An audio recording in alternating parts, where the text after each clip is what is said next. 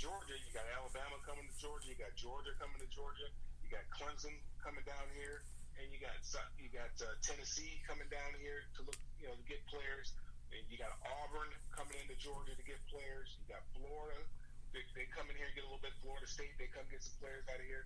So it's just a tough place, And if a player has a choice of any one of those schools over South Carolina, they're probably going to choose a different school. If you have an opportunity to go to Georgia or South Carolina, and depending on what position you play, you're more than likely going to go to Georgia. Or if you have an opportunity to go to Alabama over South Carolina, you're going to go to Alabama. So it's just a tough place to recruit. Okay, well, that's true. Not too many coaches have won there. I think you said that Lou Holtz won there, and Steve Spurrier did win there. So Steve Spurrier wins everywhere. It's a 7 to 8 win a year program. If you can do that yearly, they should erect a statue out in front of the stadium. and then every 5 to 7 years, you're competing for an SEC West championship. Yeah, they should put a statue out there for you. Yeah, that's true.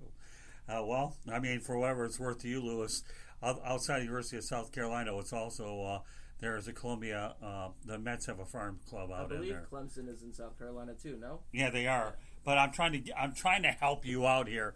That in Columbia, the New York Mets have a farm team out there. There you go. But this may be one of the few things that ever on the diamond never gets past them. But yeah, you're right. South Carolina is definitely a tough place to go. And there's a lot of talent in that region. And when you're like Lewis said, that when you're competing against Clemson for that state, then yeah, it definitely presents a different set of challenges outside of the SEC for sure. Absolutely. And if you're thinking about going to SEC school, okay, I mean, if you're competing against Clemson, so I mean, you can be, the top of the ACC, or you can be somewhere, mid to the bottom of the SEC. When you're looking at those two schools, and you're looking at a guy who's going to go there, you're going to be the doormat of the SEC, or are you going to be the bully in the ACC? That's true. I'm probably going to be the bully in the ACC. That's a good point. That's a really, really good point. So, any final thoughts about the Michigan State game? I know this is an opportunity. Harbaugh's team is starting to play much better recently, and I think that if he can beat Michigan State, not that he's on the hot seat, but I think it would make the alumni base feel a lot better knowing that was one of his demons.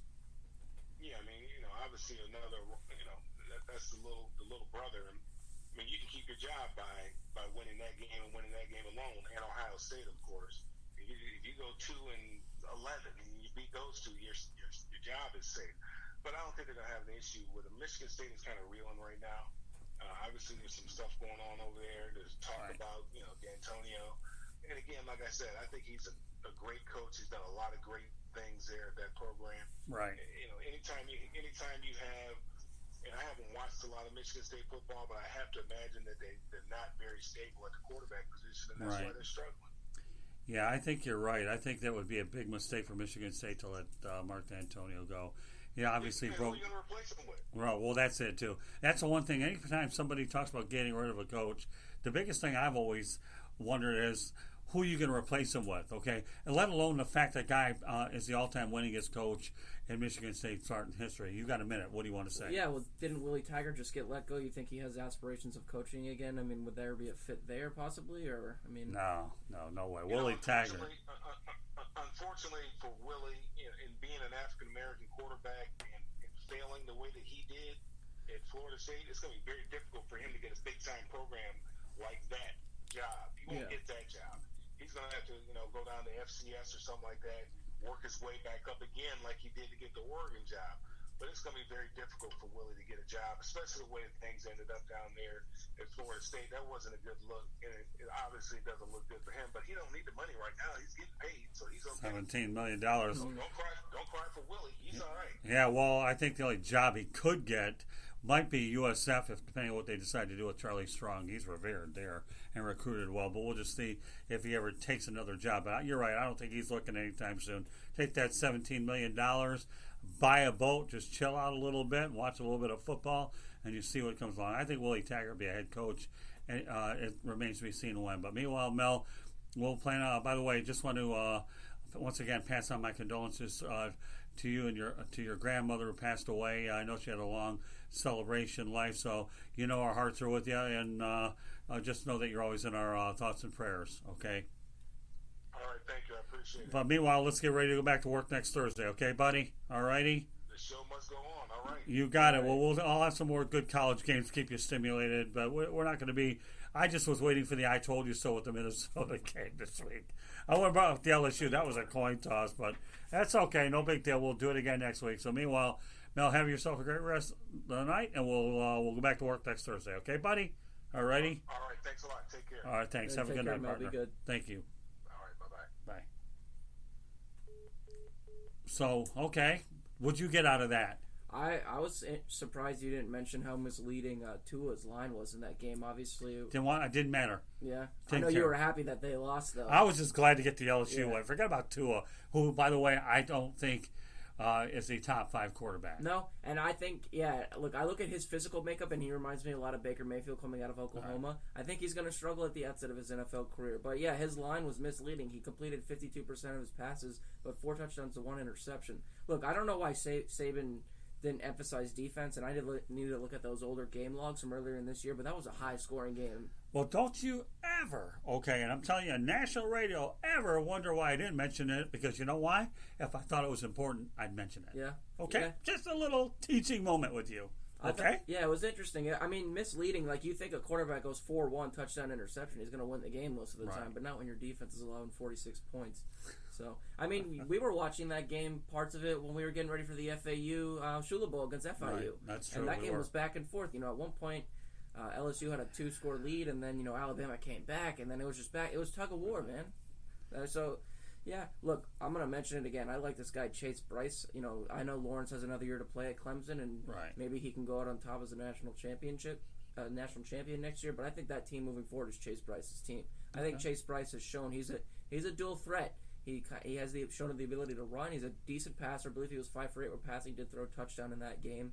But yeah, look, I don't know. They have a very soft schedule heading into the playoffs. I mean, they're 10-0 now. I'm surprised Mel picked them to lose, but. Look, I'm not going to put anything past Clemson. So, I mean, I don't know. Yeah, that one kind of caught me off guard. Yeah, but hey, the habanero hot takes. It's just, all right, like okay, that's okay. Whatever. I'm clueless with that one, but all right, I'll take your word for it. Whatever. No, it's not nothing music related. No, I don't know what it is. Okay, habanero hot takes isn't something I really thought about today, but until you brought it up. Yeah, that's okay. No, I'm surprised at what he said. At the same time, though, I'll be tuned into that Clemson game. I want to see how Alabama rebounds. I don't know how often, how often has Nick Saban lost consecutive games since he's been over to Alabama? Probably not that much, right? He's probably got a quick reset. The Patriots drink that dirty water down there in Boston, so they know. That's a standout quote, by the way, for music fans down there. But that's fun. So yeah, look. It will be interesting to see. I know I say that quite frequently, but to see a coach like Saban, how upset the college football world will be if they end up on top again at the end when it's all said and done. I don't know. I don't know. A guy that'll probably add a little insight to that will be Tom Shanahan when he comes on the line. Yeah, he has a few things he does want to say about Alabama, so we'll find out what Tommy Shanahan has to say. Should be on any moment. But yeah, habanero hot takes. Never knew anything about it now. It's just a hot pepper and then a hot take. Oh, so. Is that what that is? Yeah, okay. Habanero is just a type of pepper. Yeah, I'm not trying to get Rachel Ray on everybody here, but that's all it is. Just a little fun alliteration, But yeah, look. Yeah, you next gen people bring up stuff that I'm not even sure about. College football playoffs are upon us. Look, if we're talking college football real quick, let's talk about real quick the FAU Shula Bowl that we saw. FAU now 13-4. In 18 Shula Bowls. They lost in 2005, but that win was taken from FIU due to instabilities in their football program. Look, another great game from, Kiffin and co. I mean, the defense was fantastic. Good performance by Chris Robinson. I believe he was near 300 yards passing. Right. D'Angelo Antoine, 3 touchdowns on the ground. I mean, all around great game for FAU, and they're first in Conference USA East. They're 7-2 right now, I believe, or 7-3. They're looking awfully good. Yeah, look, Kiffin's done a lot for that program.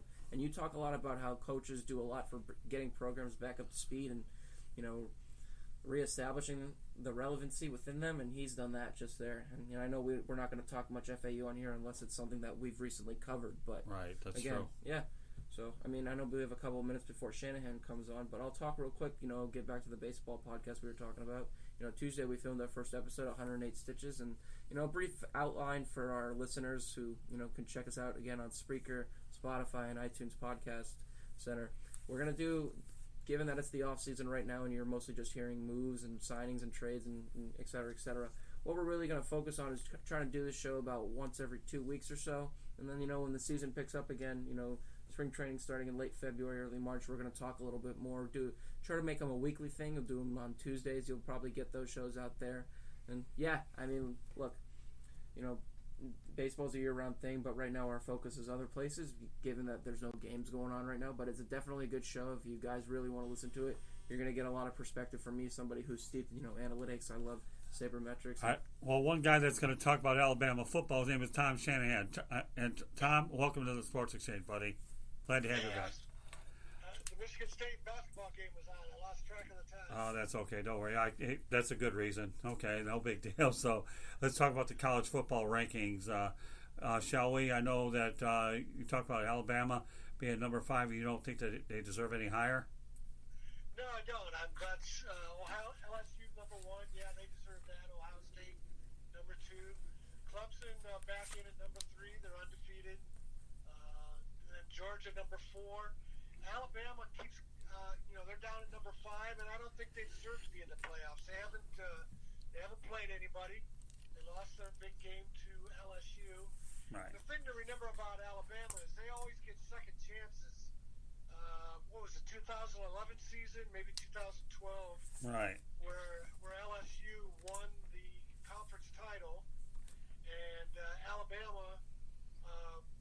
Let's see, it would have been 2012 because it was the BCS, and Alabama loses to LSU during the regular season. LSU is ranked number 1, wins the conference title, yet they pick Alabama to be in the BCS final, one of 2 teams. Why should Alabama get a second chance? Right. Just because the SEC is supposedly a tough conference, and then Alabama wins the national title after not winning its conference. And then 2017, same thing. They don't win their division. They lose to Auburn, and then Auburn loses to Georgia in the SEC championship game. So essentially, Alabama's the 3rd place team, and they still pick them as one of the 4 teams for the college football playoff. They get into the final and win the national championship. So I think Alabama gets too many second chances. They haven't played anybody this year. And I'm glad to see that they're not in the top 4. Yeah, I agree with you. You're right. I'm surprised that they even got to number 5. They have more lives than Morris had at 9. Yeah, and it just shows you that the committee is too influenced by brand names and NFL draft picks and that type of thing. Okay, we got a few minutes to go here, so let's go through it really quickly. Minnesota's ranked 8th. Do they deserve that or more? I don't see why not. They jumped up quite a bit. I think about 8 spots. Right. So you got Oregon's number 6. They've only lost 1 game. That was to Auburn early in the year. I think the opener. Utah's number 7. They've only lost 1 game, and that was at USC. So that's a good loss. And then Minnesota's 9-0 at number 8, and Penn State is number 9. Mm-hmm. So Minnesota beat Penn State, so they definitely have to be ahead of Penn State. And then you have Oklahoma at number 10. So I think that's a good spot for Minnesota. Okay, Ohio State's Chase Young suspension got reduced to 2 games. Yeah, the thing that I heard about that is the NCAA, that Chase Young, he came clean and admitted everything that he had. He didn't try to give the NCAA any kind of runaround, which a lot of these guys do. And, giving him the full story, admitting he made a mistake, paying back the loan. And so the NCAA was a little more lenient on that. So that means he'll miss Rutgers and Maryland, I think it is. Right. Let's see what the Ohio State schedule is. But he'll still be able to play in the Michigan game. They haven't played Penn State yet, have they? No, not yet. So he'll be around for the 2 games that matter. So, Ohio State has 4 games left. Wow. Right. Okay, yeah, so they missed Maryland, Rutgers, and then Ohio State has Penn State and Michigan back to back. That's tough. Right, but they get the players. So all right, so All right, and one thing I know that you really want to talk about, and we'll go with that, is Navy Notre Dame series. Give us a little bit of a background on that. Yeah, it's interesting this year with Notre Dame is always ranked, of course. They're number 16, and Navy's ranked number 21. A lot of people don't